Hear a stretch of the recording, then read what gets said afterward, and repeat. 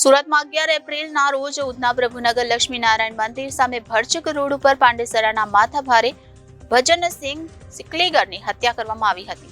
Police દ્વારા અત્યાર સુધીમાં 4 આરોપીની ધરપકડ કરવામાં આવી છે, જ્યારે હત્યામાં સામેલ મૃતકના કાકા હજુ પોલીસ પકડથી દૂર છે. જ્યારે આજે 3 આરોપીઓને સાથે રાખી ઘટના સ્થળે હત્યાની ઘટનાનું રિકન્સ્ટ્રક્શન કરવામાં આવ્યું હતું. મળતી માહિતી મુજબ 37 વર્ષીય યુવક ભજનસિંહ સરદારની ઉધના વિસ્તારમાં ભર બપોરે ફિલ્મી સ્ટાઇલમાં હત્યા કરવામાં આવી હતી. યુવક ઉધના વિસ્તાર પરથી તેની કાર લઈને બહેનને મળવા જઈ રહ્યો હતો, ત્યારે તેની સ્કોર્પિયો કારને આગળ અને પાછળથી ટક્કર મારીને તેનો ચારે બાજુથી ઘેરી લેવામાં આવ્યો હતો. ત્યારબાદ આરોપીએ તેની પર તલવાર વડે ભર બજારમાં લોકોની સામે જીવલેણ હુમલો કર્યો હતો. આ હુમલામાં યુવક ભજનસિંહની સૌપ્રથમ તલવાર વડે બંને હાથની આંગળીઓ કાપી નાખવામાં આવી હતી. ત્યારબાદ આરોપીએ તેના બંને હાથ કાપી નાખ્યા હતા. તે ઉપરાંત તેના ગળાને પણ તલવાર વડે બેરહેમીથી કાપી નાખવામાં આવ્યું હતું. આ હત્યા પાછળનું કારણ હાલમાં જૂની દુશ્મનાવટને લઈને ગણવામાં આવી રહ્યું છે. આરોપી લાંબા સમયથી ચાલી રહેલી અદાવતને અંજામ આપવા માટે ભજનસિંહની હત્યા કરી હોવાનું સામે આવી રહ્યું છે.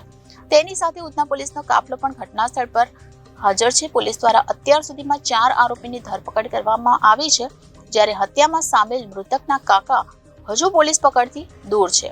ત્યારે પોલીસે આરોપીઓને સાથે રાખી સ્થળ વિઝિટ કરી હતી, જ્યારે 3 આરોપીને સાથે રાખી ઘટના સ્થળ પર હત્યાની ઘટનાનું રિકન્સ્ટ્રક્શન કરવામાં આવ્યું હતું. Reporter Arvind Rathod, Janadesh news, Surat.